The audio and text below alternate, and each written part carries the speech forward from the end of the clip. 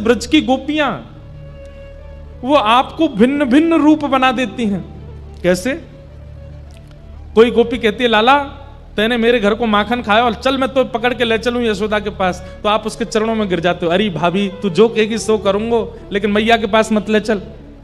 तो वो गोपी कहती है अच्छा जो कहूंगी सो करोगे? बोले हाँ, बैठो मेरे सामने। आप उसके सामने थर थर कांपते हुए बैठ जाते हो, कहा करनो है? तो चल लाला एक काम कर। बोले का? रसोई घर में जा रोटी लेके आ और रोटी पर एक मक्खन धर के ला। अरे भाभी तू तो बड़ी अच्छी है, मुझे भोजन करावेगी? बोले ना, लेके आ, लाके मुझे खवा। और नन्हे से गोपाल जी को सामने खड़ा करके गोपी कहती है अब लाला चल प्रेम से अपने हाथन से मुझे पवा दे। और छोटे छोटे ठाकुर जी टूक तोड़ के गोपी को पवा रहे। गोपी के नेत्र सजल होते हैं। एक बार पा करके फिर ठाकुर जी के चरण लिपट जाती है और ठाकुर जी को गोद में बैठा के फिर अपने हाथ से पवाती है। ताही अहीर की छो हरिया छचिया भरी छाछ पे नाच नचायो, रसखान कहते हैं। कोई गोपी ठाकुर जी को पकड़ लेती है और लाला को कमरा में बंद कर दे। ठाकुर जी कहें मुझे छोड़ दे। बोले ऐसे ना छोड़ूंगी।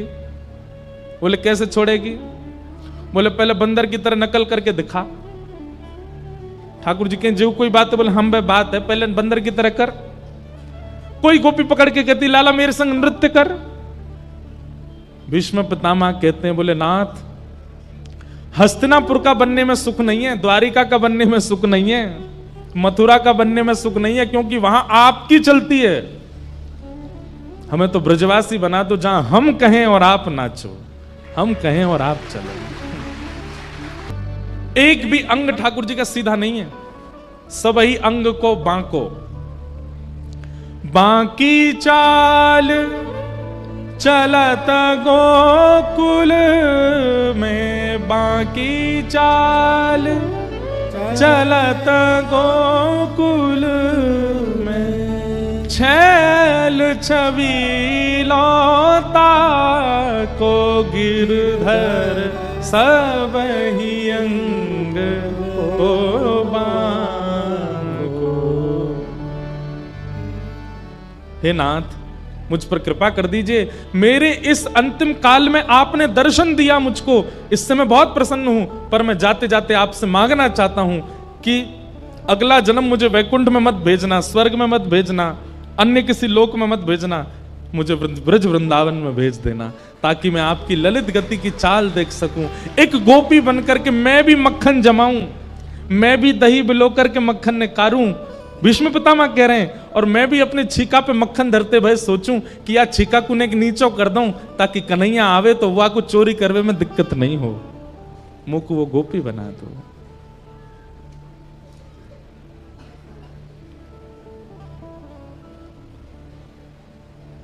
ठाकुर जी भीष्म पितामह से बहुत प्रसन्न हो गए। भीष्म पितामह ने अपनी स्तुति के अंत में ब्रज को याद किया और पितामह भीष्म ने अपने प्राण त्याग दिए। भगवान द्वारिका को चले गए। यहां पर परीक्षित का जन्म हुआ। धीरे धीरे परीक्षित बड़े हुए। अर्जुन ने एक बार आकर के संदेश सुनाया कि द्वारिकाधीश लीला पूरी करके चले गए। परीक्षित को राज्य गद्दी पर बिठा करके पांचों पांडव स्वर्गारोहण को चले गए। परीक्षित की आयु ज्यादा बड़ी नहीं, छोटे से थे। ब्राह्मणों के नेतृत्व में बहुत कम अवस्था में 6-7 वर्ष की अवस्था में परीक्षित राजा बन गए। बताओ, एक छत्र सम्राट बन गए। लेकिन ब्राह्मणों के निर्देश में राजपाट संभालने लगे। धीरे धीरे बड़े हुए, उनका विवाह हुआ, जन्मेजय आदि पुत्र हुए। एक दिन परीक्षित को कलयुग मिला। बैल के पैर काट रहा था काला काला व्यक्ति।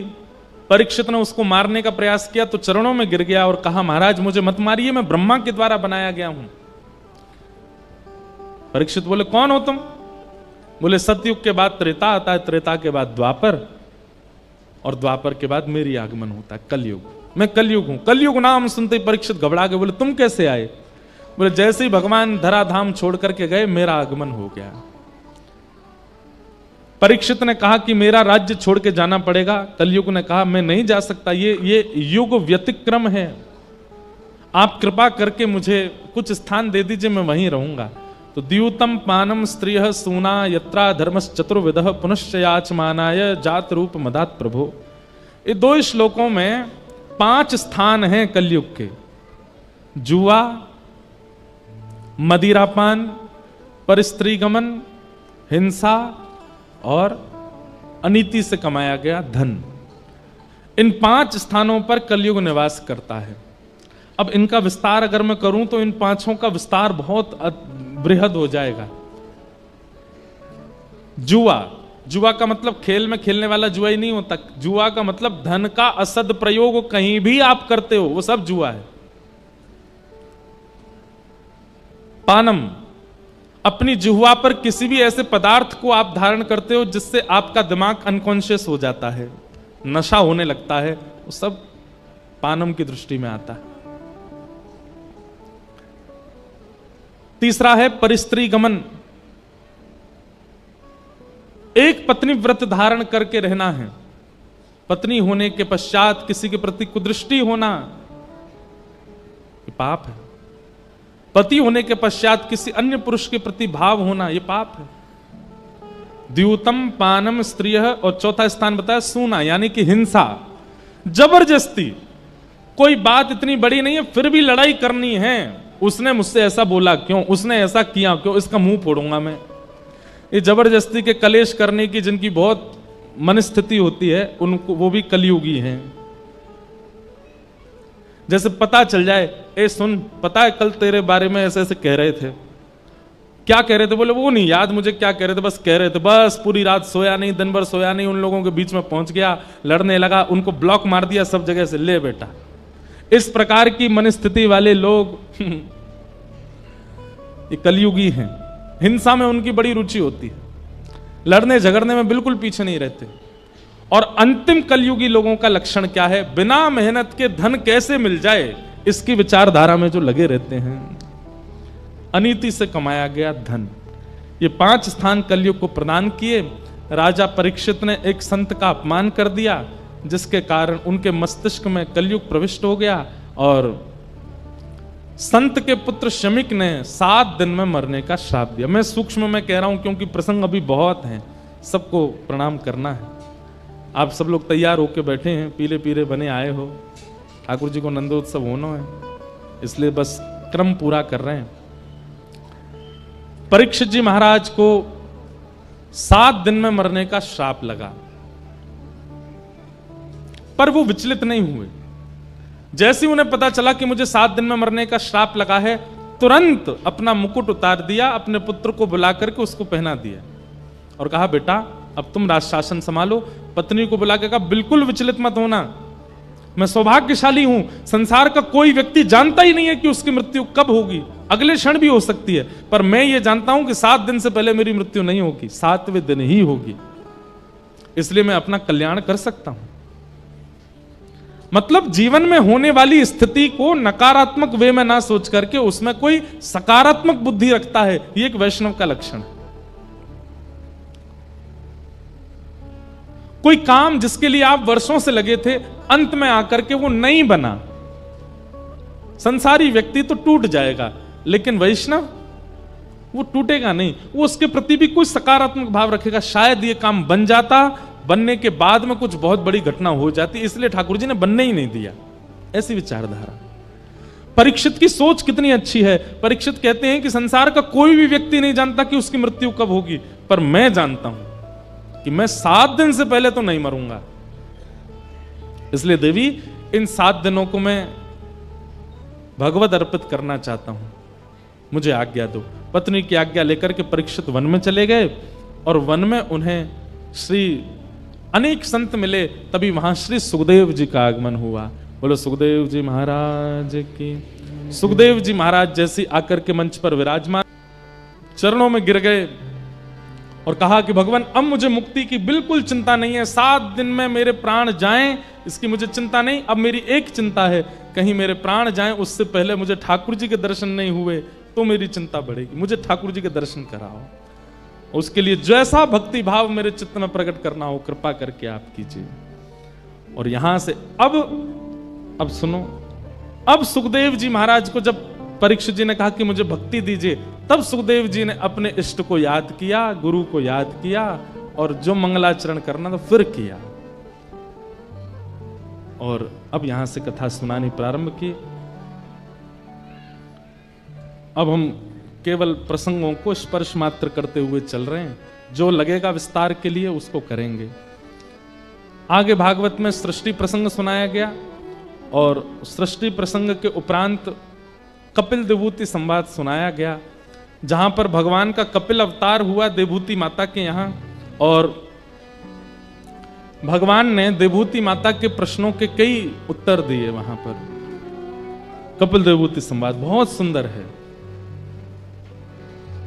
अच्छा, देवभूति माता ने एक प्रश्न किया, उसका केवल हम उत्तर सुन के फिर आगे के प्रसंग में चलेंगे।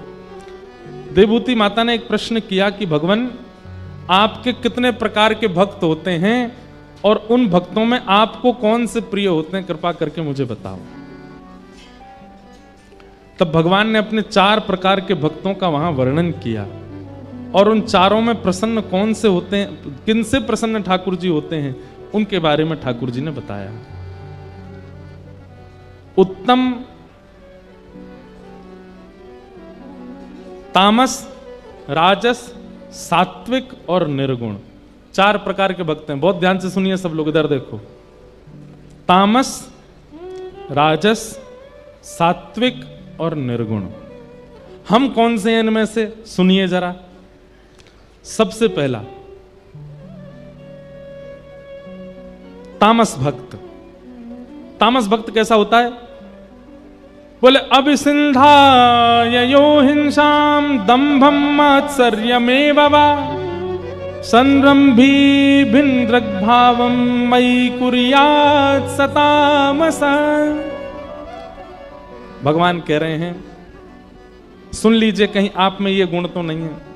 ठाकुर जी कह रहे हैं, जब भी मेरे सामने आएगा, किसी की शिकायत लेके ही आता है, हे ठाकुर जी वो व्यक्ति ऐसा ऐसा कर रहा है, हे ठाकुर जी वो बहुत ज्यादा उज्जवल भविष्य उसका हो रहा है, हे ठाकुर जी उसके बच्चे बहुत ज्यादा पढ़ लिख रहे हैं, हे ठाकुर जी उसके यहाँ ऐसा हो रहा है, और दूसरों की केवल शिकायत ही करता है, और उनकी हिंसा की भावना से आता है। हिंसा की भावना मतलब उसकी इच्छा ये होती है कि ठाकुर जी इतनी कृपा करो कि उसके काम धंधे सब रुक जाएं, इस कामना से जो मेरे सामने आता है। दूसरा, ये एक लक्षण है तामसी भक्त का। दूसरा लक्षण, ये दूसरों में हो सकता है कि पहला वाला लक्षण ना हो, दूसरा वाला होता हो। दूसरा क्या है? बोले दंभ। दंभ मतलब पाखंड। दंभ कैसा होता है? दिखाएंगे कि परम भक्त हैं, परम वैष्णव हैं, परम भागवत हैं, परंतु जब तक सब देख रहे हैं तब तक तो परम भागवत हैं, जैसे ही लगा कि सब गए सोई महाराज महासंसारी हो जाते हैं। ये दंभ। नाम जप कर रहे हैं, गुरुदेव के द्वारा दिया हुआ माला फेर रहे हैं, तिलक लगा के घूम रहे हैं, क्यों? सब देख रहे हैं इसलिए। जैसे एकांत में आए, देखा सब चले गए, माला झूली जेब में, माथे से तिलक मिटा लिया, दंभ चल रहा था, हो गया खत्म। ये तामसी भक्त है। और तीसरा लक्षण क्या है? ये तीन अलग अलग भी हो सकते हैं सबके अंदर। किसी के अंदर केवल दंभ ही होगा, किसी के अंदर केवल हिंसा ही होगी। और तीसरा लक्षण तामसी भक्त का क्या बताया? मात्सर्य एव वा। मात्सर्य मतलब दूसरे के प्रति ईर्ष्या होना। करते तो नाम जप हैं, करते तो भक्ति हैं, शंकर जी पर दूध चढ़ाते हैं, बिहारी जी को प्रणाम करते हैं, फूल बंगला बनवाते हैं वृंदावन में जाके, पर शहर में जिसमें रहते हैं वहां किसी से ईर्ष्या है। वो ईर्ष्या आज तक घटी नहीं है बिल्कुल भी। ईर्ष्या युक्त होकर के भजन कर रहे हैं, ऐसे भक्त को तामसी कहा गया। भगवान कहते हैं ये मुझे बिल्कुल पसंद नहीं है। तामसी पहले भक्त। दूसरे भक्त कौन से हैं? बोले राजस। राजस भक्त कैसे होते हैं? तो विषयान विसंधाय यश ऐश्वर्यमेव वा अर्चादा वर्चयेद्यो माम पृथक भावस राजस। राजस भक्त का लक्षण कैसा होता है? बोले विषयान विसंधाय। एक तो भक्ति से, भजन से, परिक्रमा से, गुरु दीक्षा से, कथा सुनकर के भी ये अपने विषय को नहीं छोड़ते। जिस विषय में पढ़े उसमें पढ़े ही रहते हैं। अगर धुआं उड़ाने का इनका शौक है कितनी कथा सुनेंगे, कितने मंदिर जाएंगे, बस धुआं उड़ाना बंद करते नहीं है, विषय नहीं छोड़ते, परिवर्तन नहीं आता विषयों में। और इनकी हमेशा कामना क्या होती है? हमें बहुत यश मिले, हमें ऐश्वर्य मिले, हम धनवान हो जाएं, हम पे ये भी आ जाए, वो भी आ जाए, ऐसा केवल और केवल वस्तुएं चाहते हैं। तीसरा इनके बारे में बताया, ये कथा वक्ताओं के प्रति, वैष्णवों के प्रति, ब्रजवासियों के प्रति, संतों के प्रति, तिलकधारियों के प्रति इनकी कोई श्रद्धा नहीं होती। इनकी केवल एक जगह श्रद्धा है, कहां? मूर्ति में, ठाकुर जी की जहां पर अर्चा विग्रह विराजमान है, केवल उसके सामने झुकते हैं। उसके अलावा किसी संत महापुरुष किसी के आगे ये कभी नहीं झुकते। ऐसे भक्त को क्या कहते हैं? राजस। ठाकुर जी कहते हैं ये भी मुझे बिल्कुल पसंद नहीं। ऐसी संख्या जब बहुत ज्यादा मंदिर में हो जाती है तो ठाकुर जी कह रहे हैं मैं बहुत थक जाता हूं उनसे मिलके, मुझे बिल्कुल प्रिय नहीं।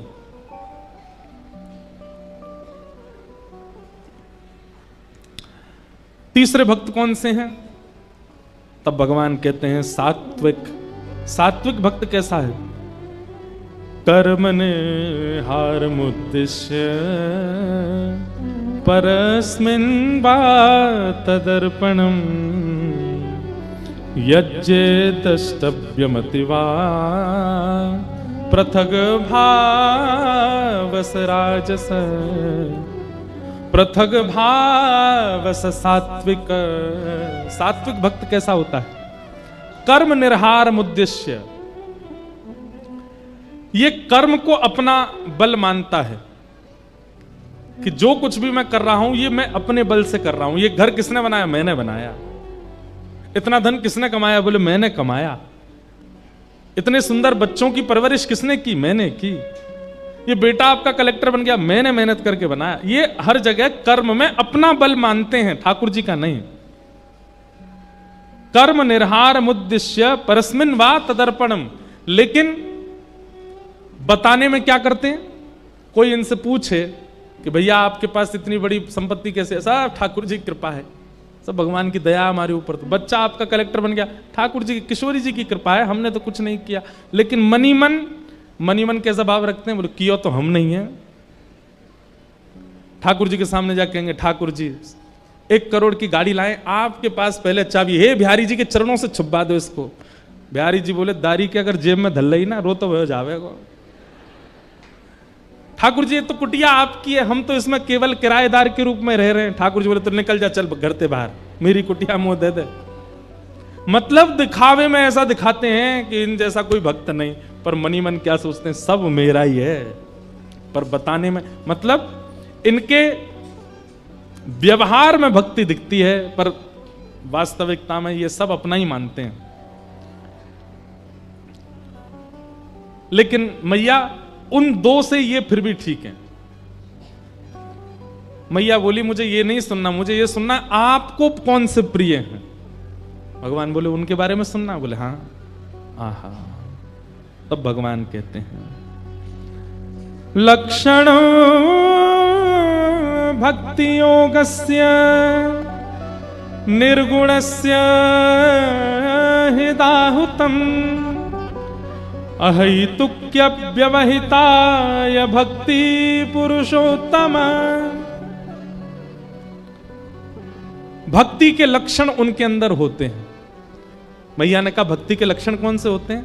तब भगवान कहते हैं कि वाग्गदगदा द्रवते यस्य चित्तम रुदत्य भिक्षणम हसति क्वचिच्च विलज्ज उद्गायत नृत्यते च मद्भक्ति युक्तो भुवनम पुनातु। पहला, मेरी कथा सुनते ही इनकी वाणी गदगद हो जाती है, इनका कंठ भर आता है। वाग गदगदा द्रवते यस्य चित्तम, हृदय इनका इतना द्रवित हो जाता है कि नेत्र बंद करके केवल अश्रु बहाते रहते हैं। मां एक साथ अश्रु और प्रसन्नता कभी नहीं दिख सकते, लेकिन मेरे भक्तों के आपको नेत्रों में आंसू भी दिख जाएंगे और मुखमंडल पर प्रसन्नता भी दिख जाएगी। रुदत्य भिक्षणम हसति क्वचिच्च। और इतना ही नहीं, रुदन करने वाला व्यक्ति गिर पड़ता है, एक कोने में बैठा रहता है, लेकिन मेरा भक्त रुदन करता है, हंसता है और उछल उछल के नृत्य करता है, निर्लज्ज होकर के नृत्य, ये विचार नहीं करता कौन देख रहा है, कौन सुन रहा है, कौन क्या कहेगा। विलज्ज उद्गायत नृत्यते च मद भक्त युक्तो, वो मेरा भक्त है। मां ये कैसा होता है पता है? कैसा? अगर मैं इसके सामने प्रकट होकर के, 4 प्रकार की मुक्ति होती हैं, सालोक्य, साष्टी, सामीप्य, सारूप्य और एकत्वम, 5 प्रकार की मुक्ति होती हैं। मुक्ति कितने प्रकार की होती हैं? 5। ध्यान से सुनिए। पहले मुक्ति का नाम है सालोक्य। सालोक्य मुक्ति का मतलब क्या है? भगवान के लोक की प्राप्ति। लोक मिल जाएगा, लेकिन ठाकुर जी के दर्शन मिलेंगे इसकी कोई गारंटी नहीं है। दूसरा, सालोक्य के बाद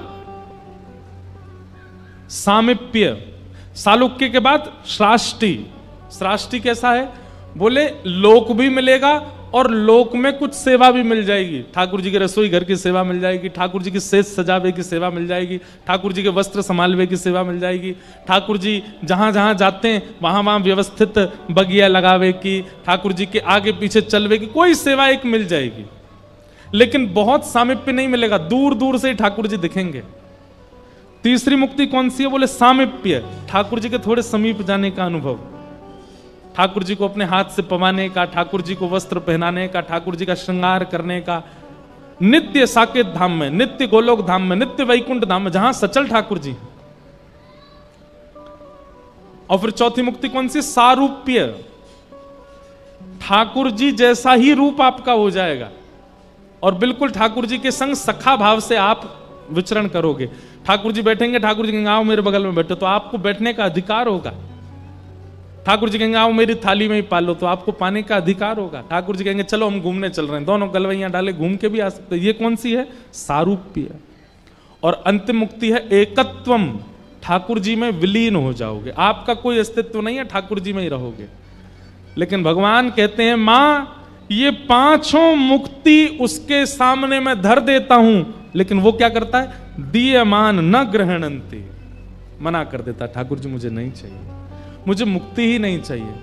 तो फिर क्या मांगता है?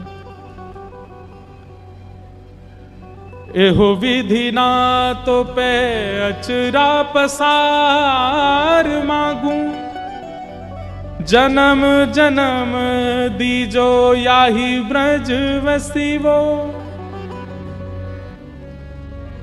झोली फैला करके कहता है नाथ मुझे मुक्ति नहीं चाहिए, मुझे आपकी कोई भी मुक्ति नहीं चाहिए, आप तो बस एक ही कृपा कर दो। बोले क्या?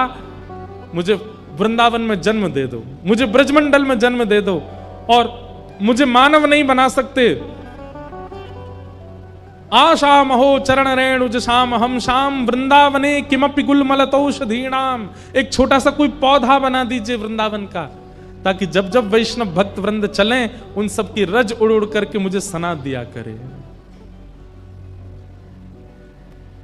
मां अरे कहां तक कहूं, मैं खुद को भी देना चाहूं तो वो कहते हैं कि नहीं आप हमें नहीं चाहिए। तो बोले क्या चाहिए? विरह चाहिए, आप हमसे दूर चले जाओ, हमको तड़पता हुआ छोड़ जाओ। क्योंकि मिलन में प्रेम कभी कभी अशुद्ध हो जाता है, विरह में विछोह में प्रेम सदा पवित्र बना रहता है।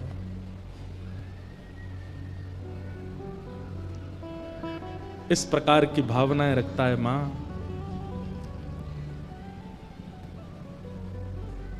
वो मेरा भक्त है। राधिका भगवान कहते हैं कि मैया मुझे जो प्रिय हैं उनके लक्षण कैसे हैं? वो ऐसे हैं, वो अपने लिए कुछ चाहते ही नहीं हैं, वो बस ये चाहते हैं कि जीवन मिला है, ये प्राण मिले हैं, ये हाथ मिले हैं, चरण मिले हैं, नेत्र मिले हैं, कान मिले हैं, जीभ मिली है, नाक मिली है, सब मिला है, इन सबको श्री ठाकुर जी की सेवा में लगाते हैं।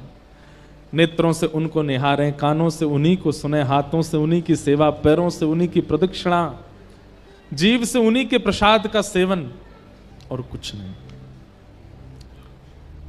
और कोई हमारी कामना नहीं। दीयमान न ग्रहणंती बिना मत सेवनम जना। ये मेरे अति प्रिय भक्तों के लक्षण हैं। एक हतो सो गयो श्याम संग, को राधे को ईश। उद्धव, गोपियां कहती हैं मन ना रहे 10-20। हे उद्धव, हमारे पास 10-20 मन नहीं है कि एक पति में लगा दें, एक बच्चों में लगा दें, एक परिवार में लगा दें और एक कृष्ण को दे दें। एक ही मन है और वो एक ही मन भी कृष्ण के पास है, तो जो कृष्ण के पास है वो औरों में कैसे लग सकता है? एक हाथों सो गयो श्याम संग। अब वो मन किसको दें हम, कैसे दें? एक ही तो था, वो भी श्याम सुंदर ले गए। ये है निर्गुण भक्तों के लक्षण। यथा ब्रज गोपिका नाम। नारद जी महाराज भ्रमण करते करते गए, यमुना जी पे एक गोपी बैठी थी ध्यान की मुद्रा में। गोपी बोली जय हो, नारद जी बोले जय हो जय हो जय हो, आज तो बड़े धन्य भाग। बोले क्यों? बोले तपस्वी बद्रीनाथ में खूब देखे, ऋषिकेश में खूब देखे, गंगा जी के तट पे खूब देखे, नर्मदा जी के तट पे खूब देखे, पर यमुना तट पे और ब्रजमंडल में तपस्विनी, वो भी ब्रजवासिनी। भैया ब्रजवासी कभी तपस्या ना करें। अरे गोपी कौन को ध्यान कर रही है? गोपी नेत्र खोल के बोली ध्यान कर नहीं रही हूं तो नेत्र बंद करके चित्त में श्याम सुंदर अड़ के बैठो, मैं निकार रही हूं बाहर। जे निकर जाए बाहर तो घर के काम करूं, पूरे दिन अड़ के बैठो ही रहे यहां पे। नारद जी महाराज बोले ये ब्रज की रीति है, पूरा विश्व चित्त में धारण करता है और ब्रज के लोग ध्यान करके चित्त से निकालते हैं कि नेक देर को निकरे तो हम कछु काम करें। 24 घंटा अड़ के बैठो ही रहे भीतर। ये है निर्गुण भक्त। अब निर्गुण भक्त की व्याख्या में हो गई आप सबकी, 12 बजे ही होंगे फिर तो कृष्ण जन्म। ऐसे निर्गुण भक्त बहुत सुंदर हैं। भागवत के प्रसंग इतने अद्भुत हैं कि 7 दिन कम है उनको बोलने के लिए, पर हम क्या करें, हमको 7 ही दिन मिलते हैं। इसलिए हमने अब अलग अलग कई जगहों पे अलग अलग प्रसंगों की कथा, अभी जैसे अमृतसर में 7 दिन भक्त चरित्र, तो भक्त चरित्र में खूब सारे भक्तों को विस्तार से बोलते, तो कोई बाध्यता नहीं थी कि आज यहां तक करना है ऐसे। अब नियम तो सप्ताह का ऐसा ही है कि आज कृष्ण जन्म होना चाहिए, लेकिन जब ये नियम बनाए गए थे तब कथा कैसे होती थी? सूर्य उदय के साथ प्रारंभ होती थी, सूर्यास्त के साथ विश्राम होती थी, पूरे दिन चलती थी। और पंजाब में तो कथा ही सूर्यास्त के बाद शुरू होती है। यहां तो कथा ही शाम को 7, 7:30, 8 बजे शुरू होती है। रात में जब हम घर लौट के जाते हैं तो मैं आधा घंटा तो यही सोचता हूँ प्रसाद पाऊं कि नहीं पाऊं, क्योंकि पाऊंगा तो 2 घंटा तो नींद आनी नहीं है। सुबह उठ सेवा आदि करनी, तो रोज हम भी लेट उठ रहे हैं, हमारे लालजी लेट उठे, इतना विलंब है जाए रात में। उसके बाद तो अभी चित्र विचित्र बाबा थे, वो तो रोज ले जाते खिलाने, रात में क्रिकेट 2 बजे आते और फिर सोएं कब उठें कब, बड़ा मतलब परिस्थिति बता देती कि हम पंजाब में हैं, कुछ कहने की आवश्यकता नहीं। कल अमृतसर वाले आए, वहां कथा का समय था 4 से 7 शाम को। वो आके बोले महाराज जी अगली बार हमारे यहां भी ऐसी करना रात को। मैंने कहा भैया तेरे हाथ जोड़े।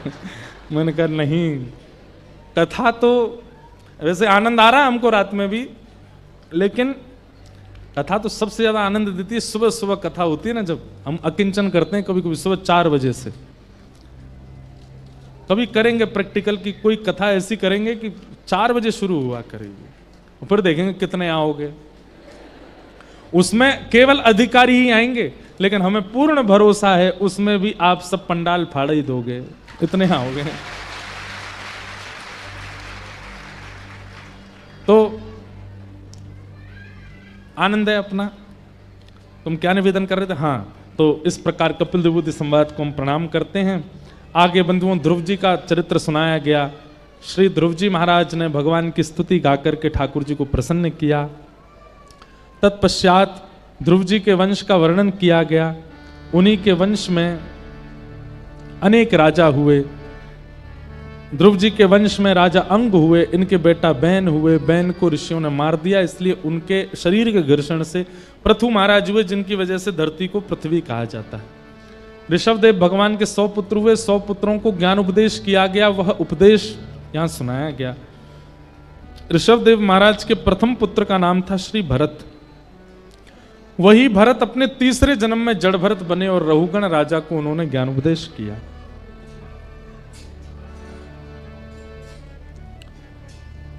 ज्ञान उपदेश करते हुए श्री जड़ भरत जी महाराज ने रघुगण राजा की बुद्धि को स्थिर किया। भूगोल खगोल का वर्णन करते हुए नरकों का वर्णन किया और नरकों के वर्णन में ही अजामिलोपाख्यान सुनाया गया। तत्पश्चात वृत्रासुर का चरित्र सुनाया, जहां भक्त वृत्त ने भगवान की किस प्रकार आराधना करके उनको प्राप्त किया। बहुत सुंदर है वृत्रासुर की स्तुति। वृत्रासुर की स्तुति के पश्चात प्रहलाद जी का चरित्र आया, जहां हिरण्यकश्यप के पुत्र श्री प्रहलाद जी महाराज। जो लोग ऐसा कभी कभी कहते हैं, बहुत ध्यान से सुनिए, इधर देखिए, इधर देखो, सब लोग कथा सुनो। कई लोग ऐसा कहते हैं हमारे परिवार में वैष्णव नहीं है, माता पिता वैष्णव नहीं है, पति वैष्णव नहीं है, ससुराल के लोग वैष्णव नहीं है, हम वैष्णव धर्म का पालन कैसे करें? जैसे प्रहलाद जी ने किया वैसे करो। ना माँ पिता भाई बंधु परिवार का एक व्यक्ति भी अनुकूल नहीं था प्रहलाद जी का, लेकिन फिर भी प्रहलाद जी महाराज ने श्री नृसिंह भगवान की प्राप्ति करी।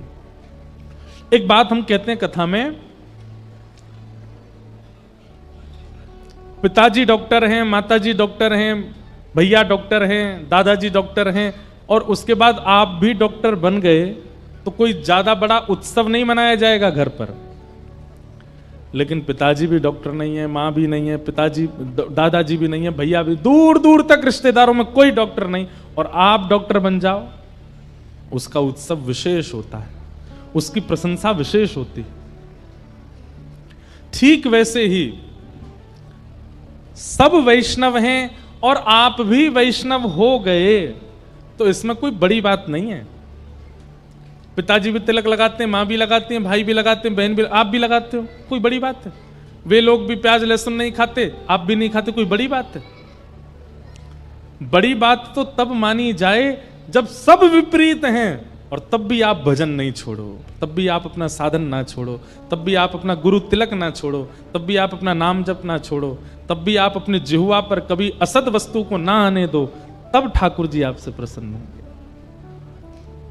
भैया बहती नदी में तो नाव कोई भी चला देगा, पर दिशा जहां की तरफ भाव है उसमें विपरीत नाव चला के दिखाना, ये नाविक की पहचान है।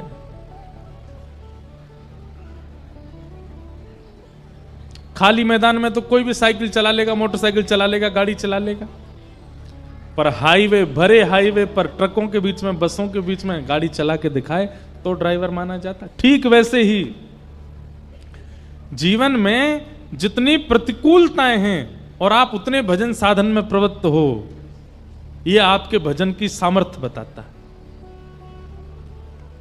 इसलिए शिकायतें मत किया कीजिए कि हमारे स्कूल के बच्चे सब खाते हैं, ऑफिस में सब लोग ऐसा रहते हैं, हम कैसे अपने आप को संभालें। वहां पर विपरीत परिस्थितियों में भी आप स्वयं को संभाल लो तो आपके लिए खंभ से नृसिंह प्रकट हो जाएंगे, आपके लिए खंभ से श्री ठाकुर जी प्रकट हो जाएंगे।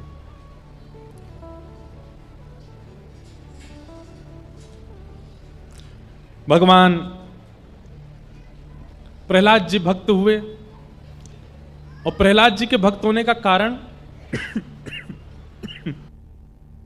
उनकी माता जी जब कयाधु गर्भवती थी तब हिरण्यकश्यप अमर बनने के लिए तपस्या करने गया था हिमालय पर, और उसी काल का अवसर जानकर के श्री नारद जी महाराज ने इनकी पत्नी, हिरण्यकश्यप की पत्नी कयाधु को भागवत का रसस्वादन पान कराया, और सप्ताह नहीं अनेक दिनों तक कराते रहे।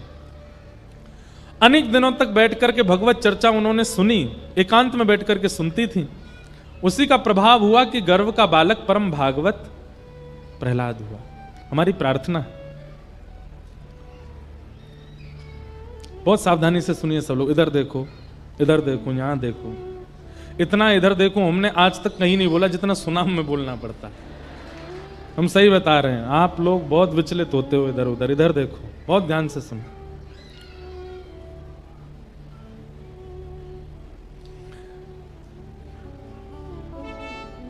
बालक की परवरिश जन्म लेने के बाद नहीं होती। आप बालक को सुधारने का प्रयास कब करते हो? जब उसका जन्म हो जाता है, होने के बाद अब 1 साल का हो गया, उसको ऐसा खिलाना, ऐसा पिलाना, ऐसे पैर छुओ, नानी नाना के पैर छुओ, दादी दादा के पैर छुओ, सब कुछ अच्छा, मंदिर ले जाना, हनुमान चालीसा याद कराना, गायत्री मंत्र याद करवाना, तिलक लगाना, सब कुछ आप परवरिश जन्म लेने के बाद उसकी करते हो। लेकिन फिर भी आप देखते हैं 15 साल की उम्र में आते ही वो बालक अपने आप भटक जाता। फिर आप बचपन में बहुत अच्छा था, हमारे संग मंदिर जाता, कथा में भी अब पता नहीं क्या हो गया इसको, ना ये प्रणाम करता है ना ये। क्योंकि बालक की परवरिश जन्म लेने के बाद नहीं होती, जब वो गर्भ में होता है तब होती। उस समय मां का व्यवहार, स्वभाव, विचार, आहार जैसा होगा वैसा बालक बनेगा।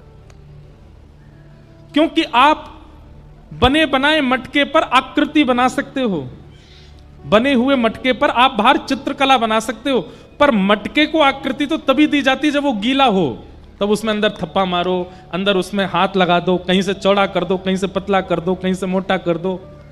जब वो निर्माण की स्थिति में होता है तब आप मटके को जैसा चाहो वैसा ढाल सकते हो। एक बार बन जाने के बाद तो केवल आप कलाएं बना सकते हो। आप क्या करते हैं?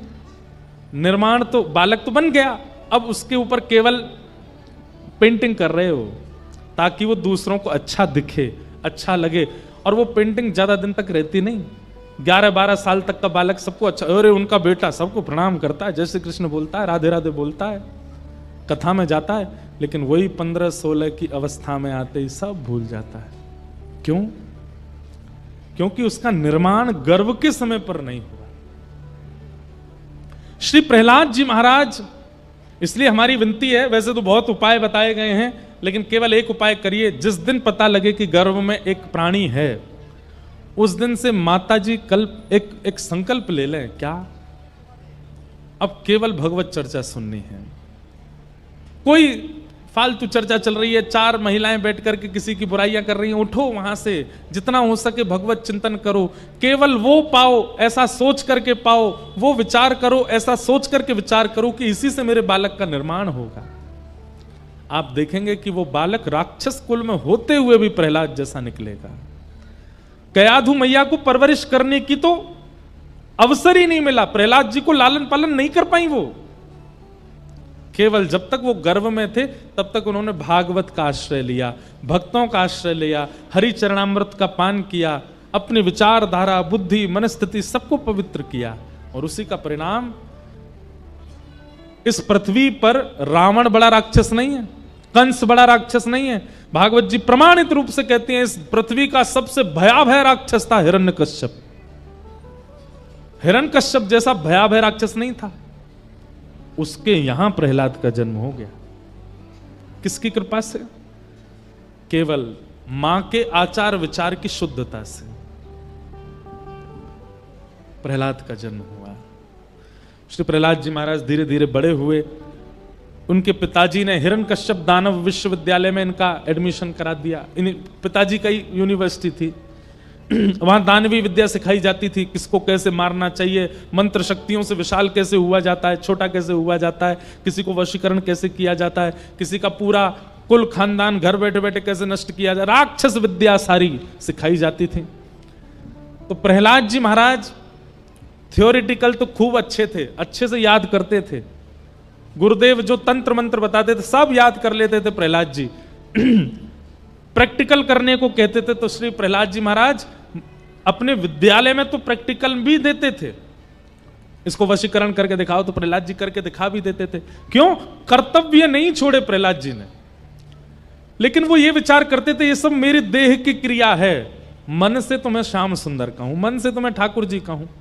अभी गुरुदेव को खुश करने के लिए याद करके सुना देते हैं, प्रैक्टिकल करके दिखा देते हैं, पर अपने निज जीवन में उसका बिल्कुल असर नहीं होने देते। आपको पता है ये कला हम सबको आती है। इसको क्या कहते हैं? बनावटी पना। क्या कहते हैं? हम सबको आता है। कई बार जॉब करने वाले जो लोग होते हैं ना, जो नौकरी करते हैं, उस सुबह 7 बजे उनकी एंट्री हो जाती है उनके ऑफिस में, 7 बजे पहुंच जाते हैं और शाम 5 बजे तक वो ऑफिस को ऐसा दिखाते हैं कि जैसे कितने समर्पित हैं उसके लिए। जो जॉब करने वाले हैं वो जानते हैं। बॉस को बिल्कुल पता नहीं लगने देते कि महाराज मन ही मन इनके क्या चल रहा है, लेकिन जैसे ही 5 बजे घर के लिए निकलते हैं, नाश हो जाए, सत्यानाश हो जाए इसका, इसने ऐसे कर रखा है, यूं कर रखा है, त्यों है त्यों है। लेकिन वो दिखाते कैसा है? बहुत अच्छे।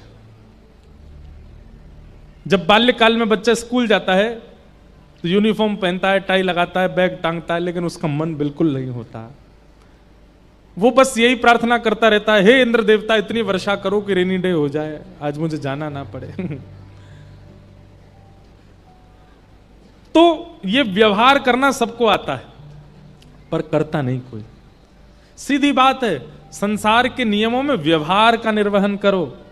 ऐसा व्यवहार करो कि सबको ऐसा लगे कि महाराज ये घोर संसारी है, ये तो घोर संसार के गुण हैं इसके अंदर।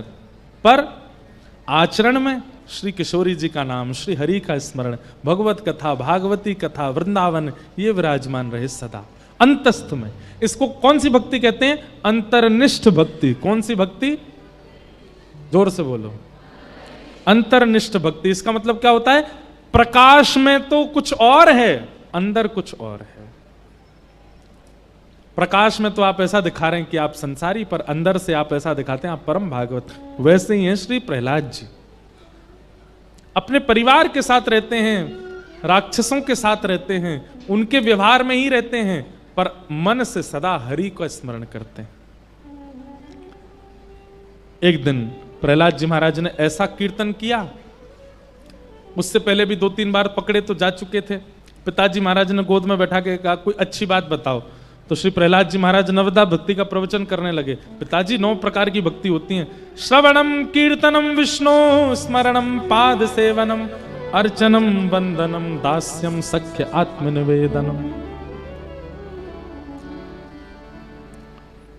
सुनते ही हिरण्यकश्यप ने कहा इसको कैसे भी मारो, इसको मृतक देखना चाहता हूं। सब प्रकार से मारने का प्रयास करा, पर प्रहलाद जी का कोई बाल बांका नहीं कर पाया।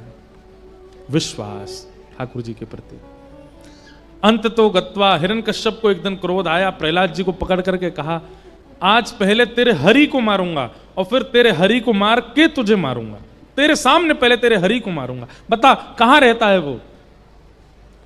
प्रहलाद जी महाराज बोले खंबायु यज्ञम सलिलम महिम च ज्योतिम से सत्वानि दृशो द्रुमादिन सरित समुद्रांश हरे शरीरम यत्किंच भूतम प्रणमेत अनन्यम। पिताजी एक कण भी ऐसा नहीं है पृथ्वी में जिसमें वो नहीं है। ठाकुर जी का ऐसा भयाभय स्वरूप प्रकट हुआ खंभ से, देख करके सबने अपने नेत्र बंद कर लिए। ब्रह्मा आदि देवता जिनको कोई भयभीत नहीं कर सकता, उनके हाथ पैर भी कांपने लग गए। इंद्र आदि देवता आकाश के थर-थर कांपने लग गए ठाकुर जी के उस भयाभय स्वरूप को देख करके। लक्ष्मी जी ने तो अस्वीकार ही कर दिया कि ये नारायण है ही नहीं, ये तो कोई और है, ये मेरे पति नहीं हो सकते, वो तो बहुत कम कोमल हैं, वो तो बहुत सरल सहज है। परंतु ब्रह्मा जी बोले देवी यही नारायण है। सब प्रणाम कर रहे हैं। भगवान का इतना प्रचंड स्वरूप प्रकट हुआ। हिरण्यकश्यप के साथ युद्ध किया भगवान ने, और सायंकालीन होते ही उसके सारे वरदान थे सब पूरे करके भगवान ने पेट वितरण करके उसका वध कर दिया। लेकिन ठाकुर जी का क्रोध शांत नहीं हुआ। ब्रह्मा जी ने प्रयास किया कि मैं जाके स्तुति करूं। जैसे ही ब्रह्मा जी सामने पहुंचे, एक श्लोक अपनी स्तुति का गाया। ठाकुर जी ने नेत्र उठा करके जैसे ही देखा ब्रह्मा जी को, भाग गए वहां से। मेरी सामर्थ्य नहीं है। सब देवी देवता बोले जब ब्रह्मा ही नहीं कर पा रहे तो हम ये प्रयोग ही क्यों करें, दूर ही रहो। पृथ्वी धीमे धीमे कंपन होने लगा, भूकंप जैसा आने लगा, समुद्र में ज्वार भाटा प्रकट होने लगा, आकाश में बिजली कड़कने लगी, प्रलय की स्थिति बन गई। अब पृथ्वी को रसातल में जाने से और समुद्र में डूबने से कोई नहीं बचा सकता। तो ब्रह्मा जी बोले क्या करूं मैं? तभी देखा एक खंभ के पीछे 5.5 वर्ष का नन्हा सा ध्रुव हाथ जोड़ करके खड़ा है। ब्रह्मा जी गए, ध्रुव प्रहलाद ये तुम्हारे लिए आए हैं। मेरी स्तुति से, अन्यों की स्तुति से कोई लाभ नहीं होगा, तुम जाओ और तुम जाके प्रार्थना करो। और नन्हे से प्रहलाद जी, छोटे से प्रहलाद जी, विशाल विकराल नृसिंह भगवान बैठे हैं सिंहासन के ऊपर, और सामने नन्हा सा प्रहलाद जाकर के हाथ जोड़ करके ठाकुर जी की स्तुति गा रहा है। 5 वर्ष के बालक में थोड़ा तोतलापन होता है, और प्रहलाद जिस स्थिति में जाने के लिए ब्रह्मा भी घबरा रहे हैं, शंकर भी घबरा रहे हैं, साक्षात लक्ष्मी भी घबरा रही हैं, वहां प्रहलाद सहजता से खड़े हो गए और खड़े होकर के ठाकुर जी की स्तुति गाने लगे। ठाकुर जी से प्रार्थना करते हुए श्री प्रहलाद जी महाराज क्या कहते हैं कि ब्रह्मा